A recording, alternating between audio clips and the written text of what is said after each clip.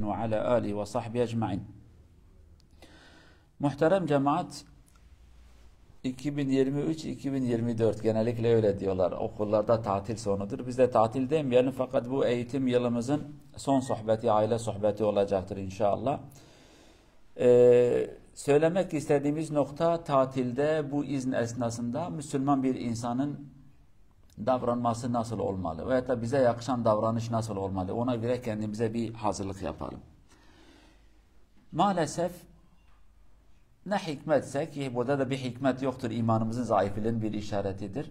Yaz olduğu zaman, tatil olduğu zaman, düğün olduğu zaman, bazı sezonlarda bazı Müslümanlar da şöyle bir kanaat meydana çıkar. Cenab-ı Allah defterini kapatmış, meleklere demiş tatile çıkın, gözünüzü kapatın, kimseyi görmeyin, kullarım ne yapmak istiyorsa yapsınlar. Free, serbesttir sanki. Öyle bir his çıkar meydana. Normal sezonda baktığın zaman kapalı olan bir bayan düğünde kendini açmış. La havle ve la kuvvete illa billah. Evinde, sokakta, yolda yürürken örtülü, kendine dikkat eden bir erkek, bir bayan, bakıyorsun ki plajlara gitmişler, açık saçık, kadın erkek iç içe. Hani sen 2 gün önce evde başka bir insandın. Daha buraya gelmeden başka biriydin.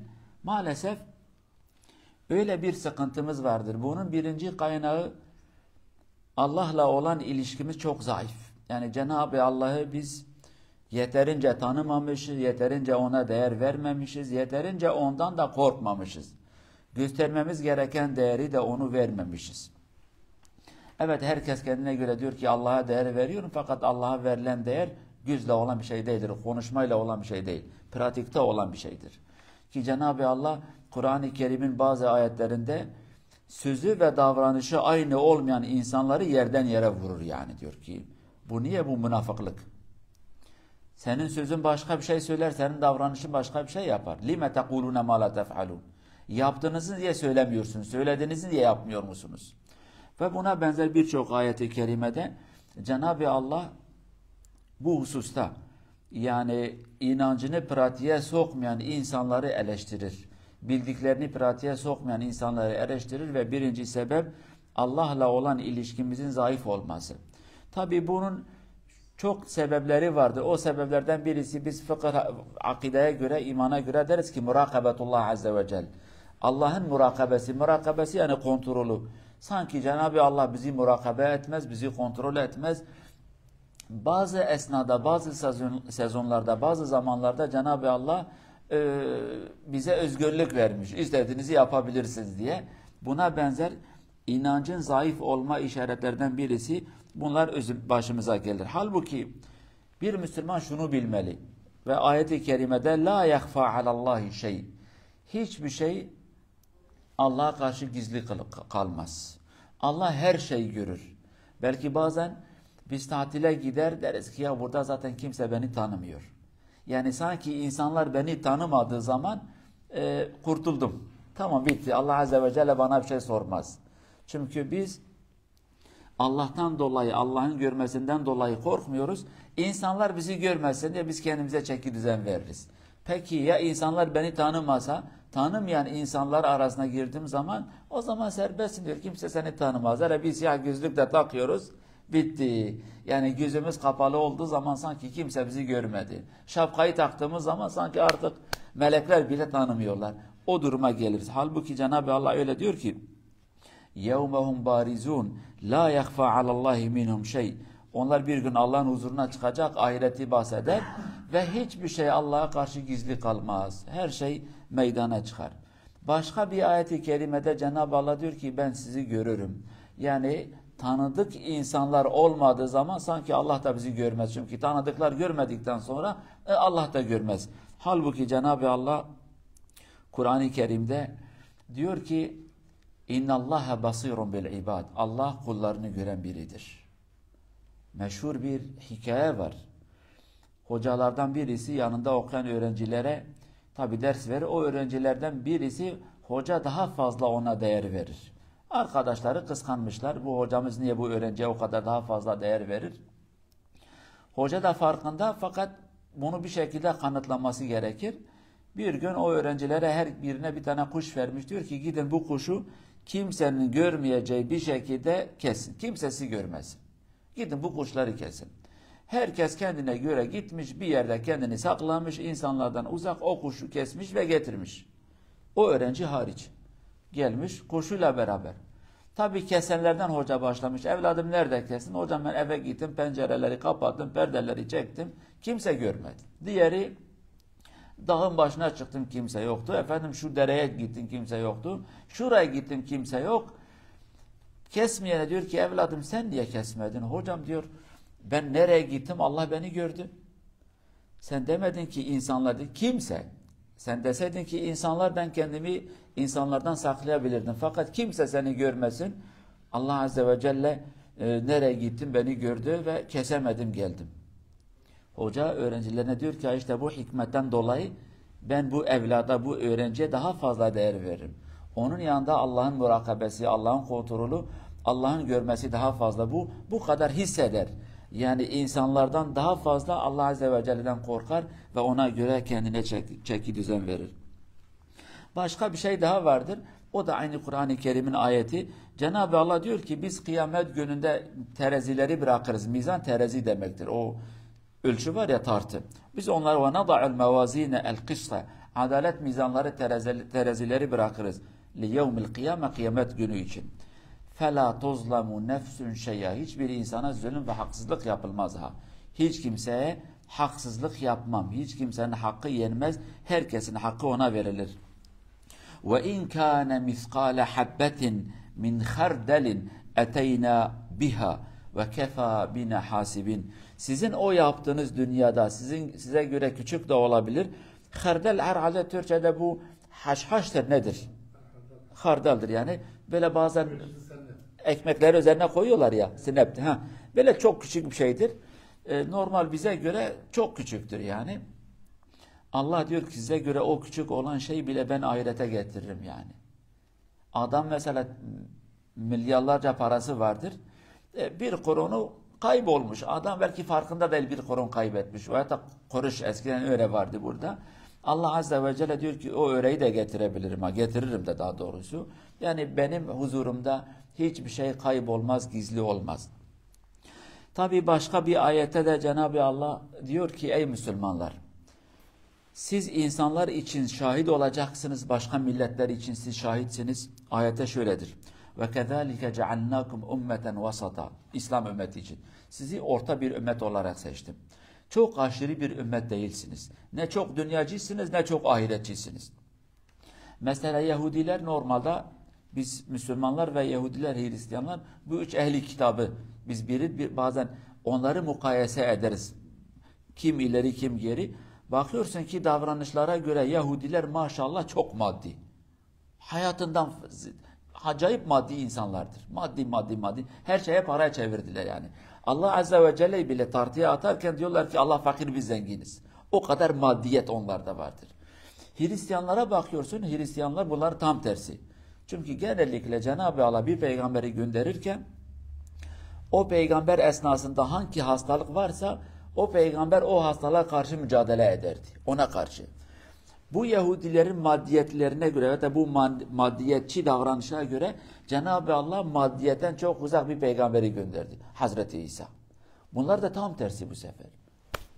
Dünya onların umurunda değil. Hatta kendi papazları zaman geldi evlenmediler. O kadar dediler ki biz kendimizi Allah'a adamışız. Evlenmediler bile. Papazları normalde evlenmiyor.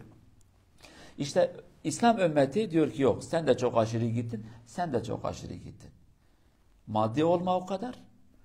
O kadar kendini ahirete de verme, dünyayı da unutma. Çünkü bu dünyada yaşayacaksın. Senin 60, 70, 80 senen bu dünyada geçecek. Ailenle, çocukla, torunla, anne babayla, kardeşle sen bu dünyaya biraz zaman harcaman lazım. İkisini de unutma. Kur'an-ı Kerim'de ondan dolayı biz diyoruz ki biz orta bir ümmetiz. Ne çok sağa gitmiş ne çok sola gitmiş. İşin ortası. Bizim Allah'ın emirleri, o bize gelen emirler kaldırılabilir emir ve kanunlardır. Aşırı kanunlar değil.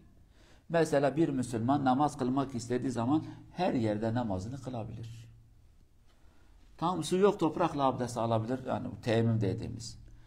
Elbisemiz kirlendi, necis demese özel çocukların çişi falan geldi. Yıkayabiliriz. Yıkanma. Halbuki bakıyorsun ki diğer ümmetler esnasında ibadetleri sadece camilerde, o zaman kiliseleri olacaktır. Başka olmaz.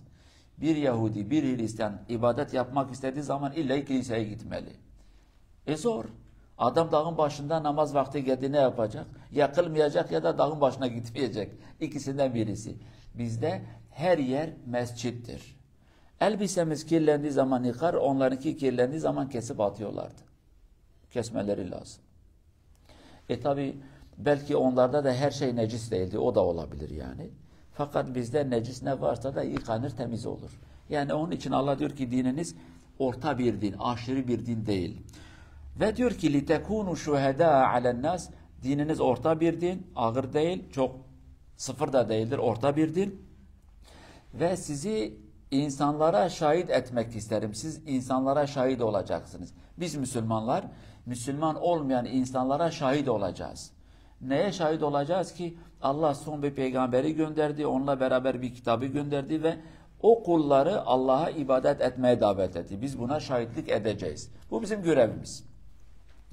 Tabi o esnada da وَيَكُونَ الرَّسُولُ عَلَيْكُمْ شَهِدًا, peygamber de size şahit olacaktır.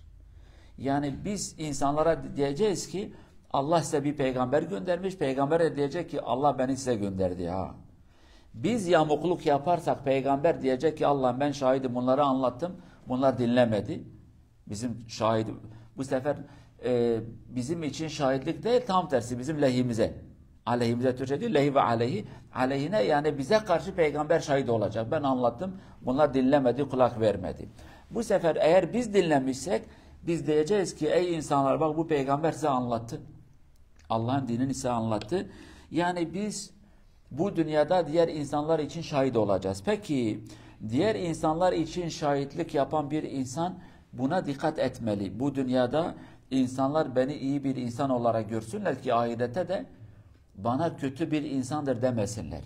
Bunu nasıl yapacağız? Doğru yolda yürümen lazım. Allah'ın sana çizdiği çizgiyi takip edeceksin. Çünkü bu dünyada unutmayalım, biz neyi görsek, neyle kalkıp otursak söylesek ahirette bunlar bizim için ya şahit ya da aleyhimize. İkisinden birisi.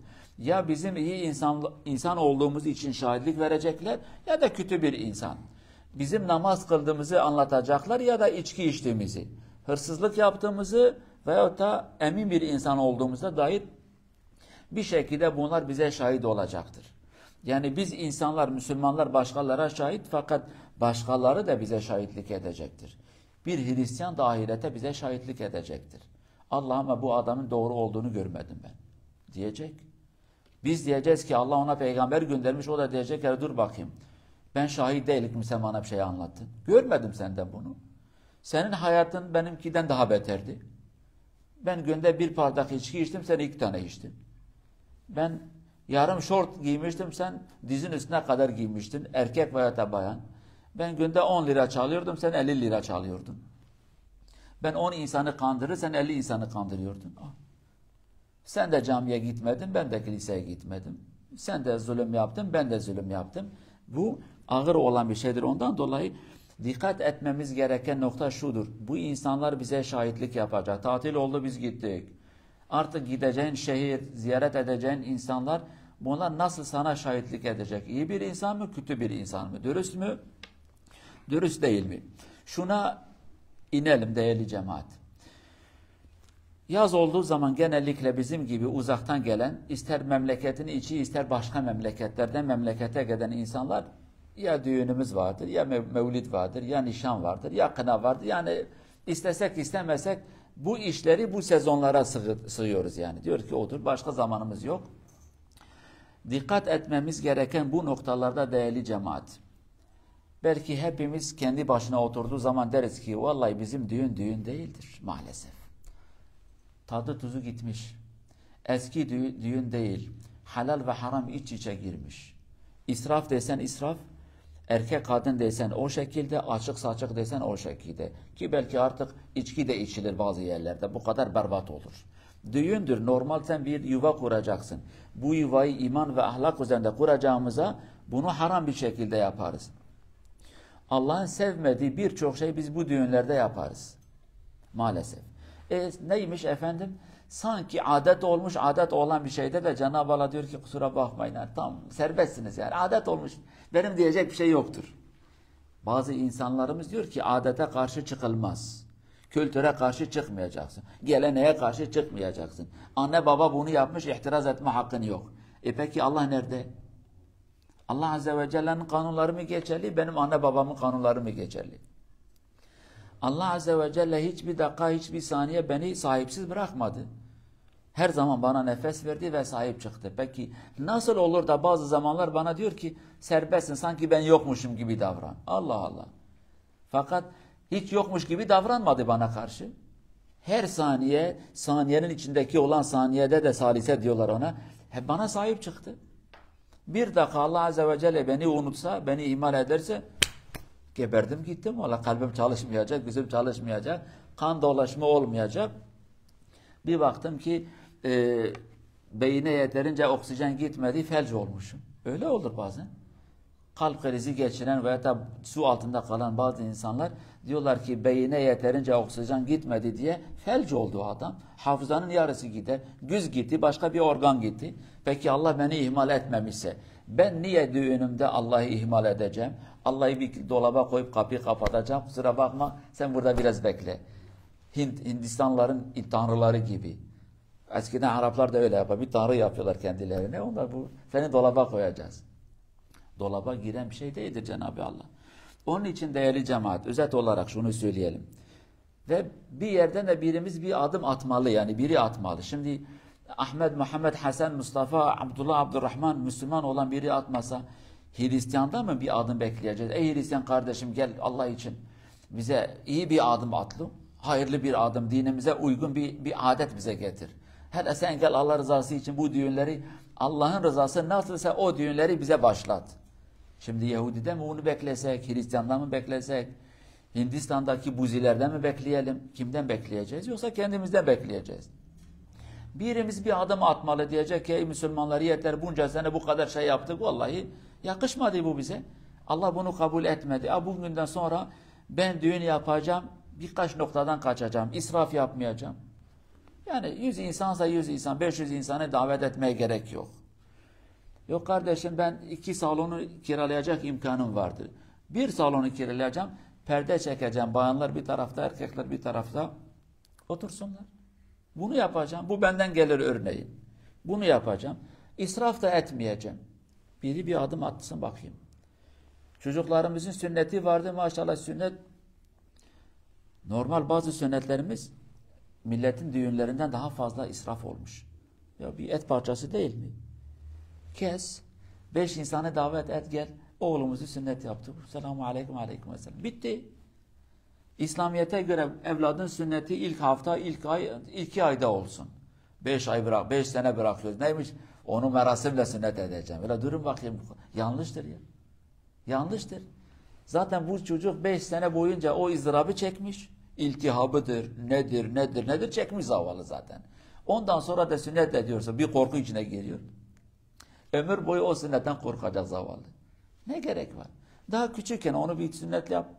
Daha sağlıklı olur, daha iyi olur. Zaten ağlıyor küçükken. 2 saat da bunun için ağlasın. Bitti. Ne gerek var?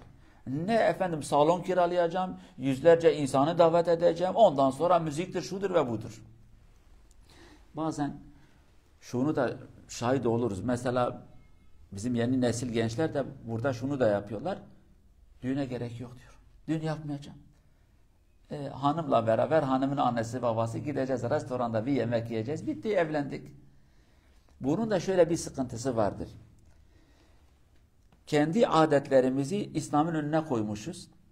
Bu sefer gençler kalkıp bakıyor ki ya bizim bu adetlerin bir tadı yok yani.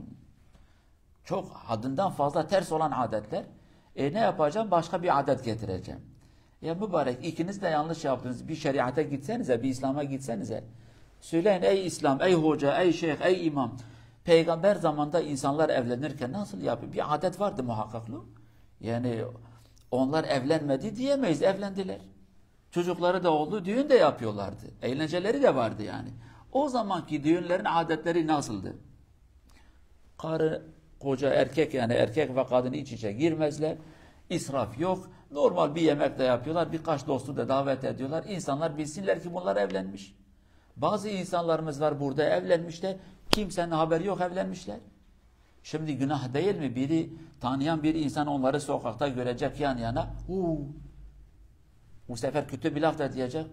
Efendim milletin kızlarıyla dolaşıyor. Allah Allah. Bu adama bak bu kadar ırz düşmanı. Adama diyecek bu sefer zinakar diyecekler. Çünkü kimse onun evlendiğine şahit olmamış.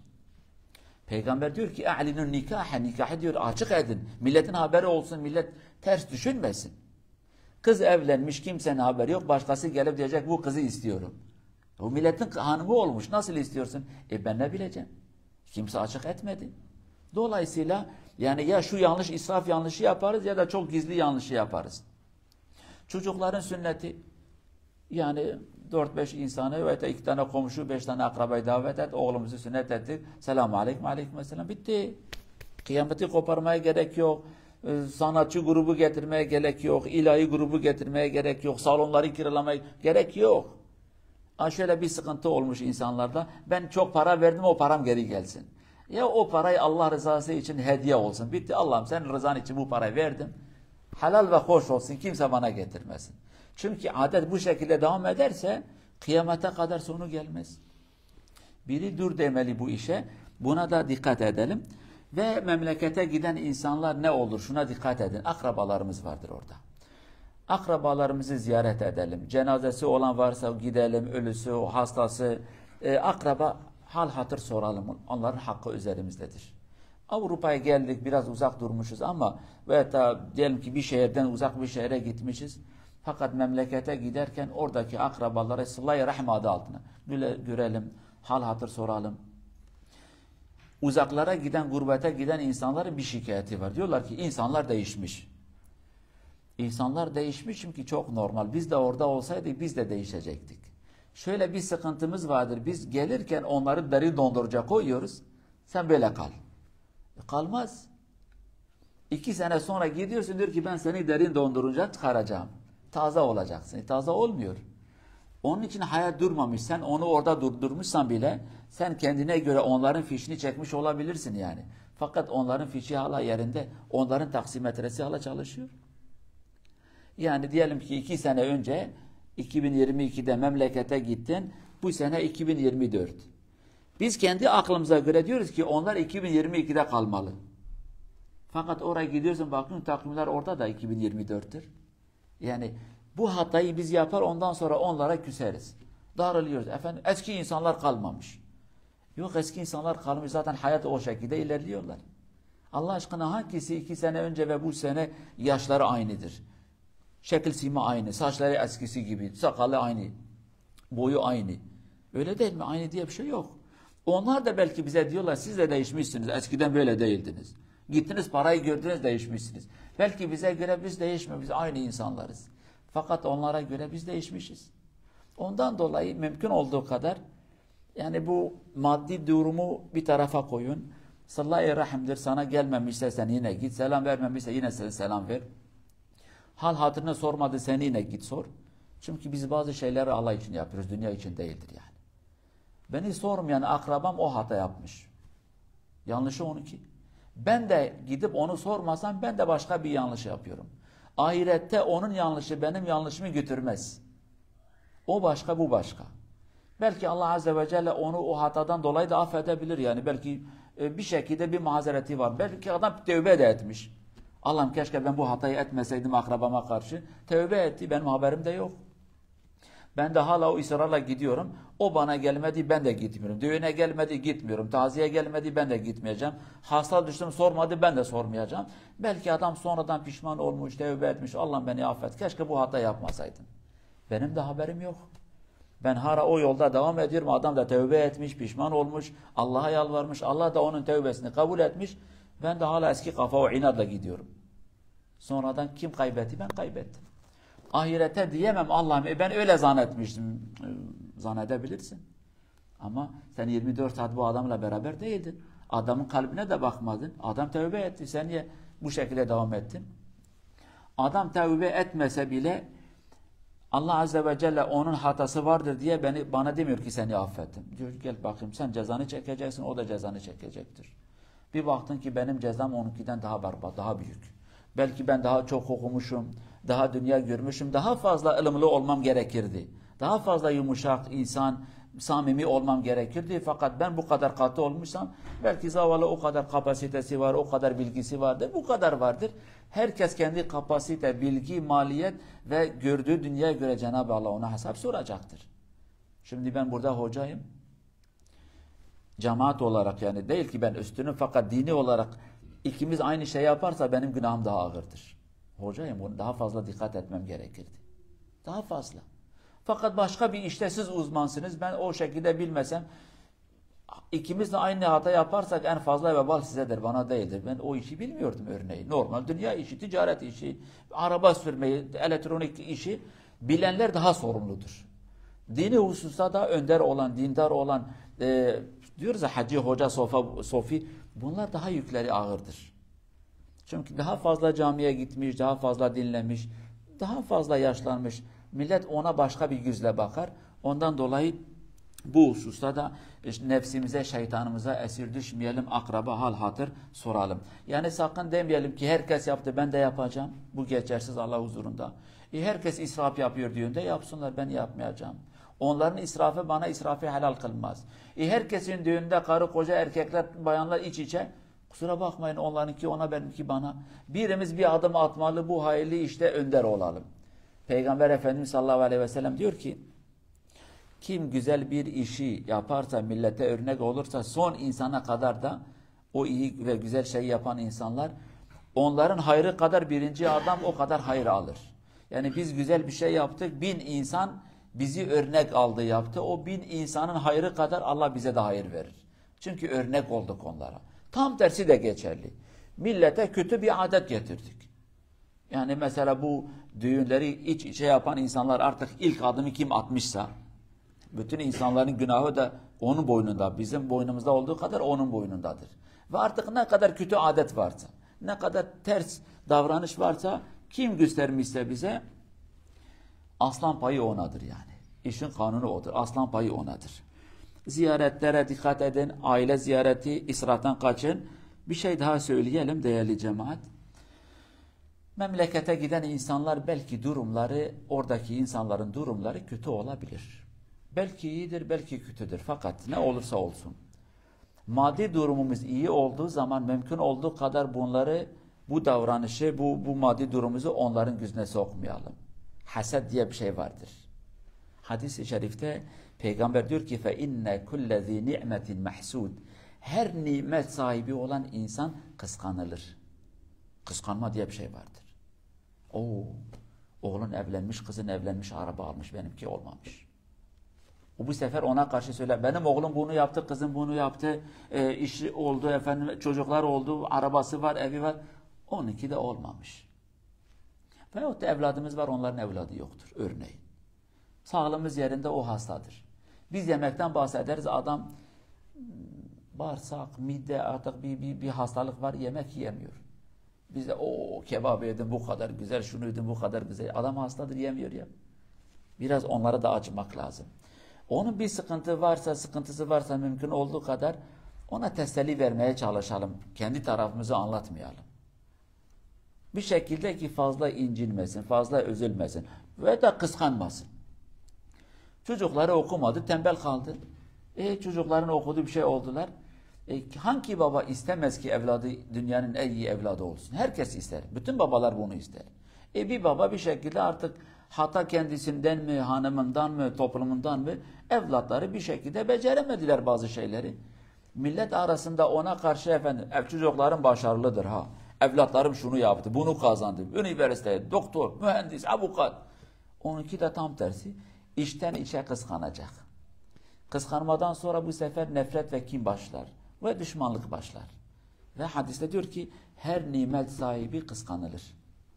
Kıskanma da tehlikedir ha. Bazen ondan sonra da güz meselesi gelir. Nezer nezer. Güz meselesi, Araplarda bir söz var. Diyor ki güz deveyi tencereye koyar, insanı da kabra koyar. El cemele fil kıdır. Ve racule fil kabr. Bu kafiyeleri aynı olsun diye. Cemel deve demektir. Kabir de kabirdir yani. Kıdır kazandır. Yani deveye çarpar, deveyi mecbur kesecek. Yoksa deve öldü gitti yani. O deveyi kestiriyor adam, mecbur kesecekti çünkü öldü artık. Öldü, göz çarptı. Adam da ölecek, mezara girecektir. O kadar sıkıntılı durumlar vardır. Bazen biz farkında değiliz. Bu şekilde yapar. İçinde olduğumuz nimeti tabi gizlememek başkadır. Milletin gözüne sokmak başkadır. İnkar etmek başkadır. Allah sana sıhhat ve afiyet vermişse elhamdülillah benim durumum iyidir. Bak bunu diyeceksin. Fakat insanlar benim durumum çok iyidir ha. Ve karşında da bir hasta vardır. Bir sıkıntılı olan vardır. Allah'ın nimeti dile getirmek normal bir şekilde başkadır. Milletin gözüne sokmak başkadır. Bazen bu şekilde yapar. Bir baktın ki göz çarptı. Aile huzurun kaçtı. Birçok insan der ki millet bana nuska yapmış. Nuska yapmaya gerek yok. Biz kendimizi anlattık. Milletin nazarı değdi. Olabilir. Ve yeterince biz ayetleri, duaları, zikirleri de okumadık. Kendimizi korunma altına almadık. Ve göz çarptı. O diyor ki ola biz izne giderken durum çok iyiydi dönüşte. Maalesef bir hayır görmedik. Hanım bir tarafta hasta, çocuklar bir tarafta hasta. Araba kaza yaptı. Evimizde şu oldu, olacak. Sen o kadar anlatın. Belki yüzlerce insana anlatın. 10 insan sana ters gözle bakmışsa sana yeterdir yani. 5 insan da beddua etmişse Allah senden alsın diye birinin duası muhakkak geçerli olur.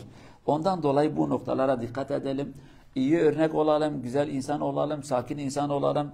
Yufka yürekli, milletle tartışmayalım, kavga etmeyelim. Seninle konuşmayan akraban varsa bile Allah'ın selamı ona ver. Sorun değil. Büyüklük senden olsun. Büyüklük yapmakla kimse küçük olmaz. Affetmekle kimse kötü bir insan olmaz. Peygamber diyor ki sallallahu aleyhi ve sellem kişi affetmekle ancak yüce olur. Affetmek Allah'ın bir sıfatıdır. Yani Allah azze ve celle affetmeye de bilir. Fakat diyor ki affetim gitti. Peki o yüce zat bizi affediyorsa ve biz ondan af istiyorsa, diliyorsa niye biz birbirlerimizi affetmiyoruz? Yani ne olacak? Affettik ne oldu? Hiçbir şey olmadı. Tam tersi insan daha fazla durumu güzel olur, psikolojisi yerine gelir, kalbi daha rahat olur. Sen bu kalbe kin ve nefreti koymasan bu kalp daha rahat yaşar yani. Doktorların bir lafıyla sohbetimizi bitirelim. Diyorlar ki kendini bile sinirli göstermek istediğin zaman senin vücudun daha fazla yıpranıyor. Yani kendimizi bile normal diyor bile sinirli göstermek için belki 10 tane organ çalışır ki yüzümüzdeki bu sinir görünüşü meydana çıkar. Kendimizi böyle güler yüzlü göstersek 1-2 tane yani. 1-2 tane organı çalıştır böyle güleceksin. O böyle sakin rahat. Fakat sinirliyim dediğin zaman çok organ beraber çalışacak ki senin yüzüne bu sinirlenme görünümü meydana çıkacaktır. Bu da sen kendine zarar ettin, vücudunu yıprattın. Gül. Şaka yapıyor. Sürekli güler yüzlü ol. Peygamber gibi sallallahu aleyhi ve sellem. Onu gören diyor ki biz peygamberi her ne kadar gördüysek hep güler yüzlü. Böyle güler yüzlü. Hatta Amr ibn-i As bir sahabe diyor ki ben peygamber her beni gördüğünde çok böyle güler yüzlüydü. Ben zannettim ki en fazla beni seviyor. Diyor gittim dedim ya Resulallah sen en fazla kimi seviyorsun? Dedi Ayşe. Onun hanımı. Kendi hanımını söyledi. Yok diyor erkeklerden kimi seviyorsun? Bu da bir derstir yani bazen biz hanımı seviyoruz diyemiyoruz ya. Peygamber millet aradan diyor hanımı sevdim. Söylemiyoruz.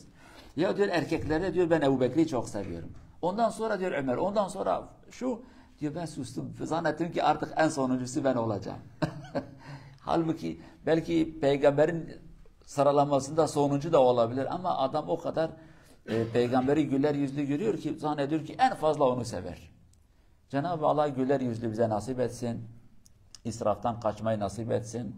Haramdan kaçmayı bize nasip etsin. Güzel bir tatili cümlemize nasip etsin. Akraba ziyareti, dost ziyareti, kazasız, belasız, sıkıntısız günleri nasip etsin. İnşallah selametle gidenler selametle gitsin, selametle gelsin. Herkes de Allah'a emanet olsun. İnşallah ve selamu aleyküm ve rahmetullahi ve berekatuhu.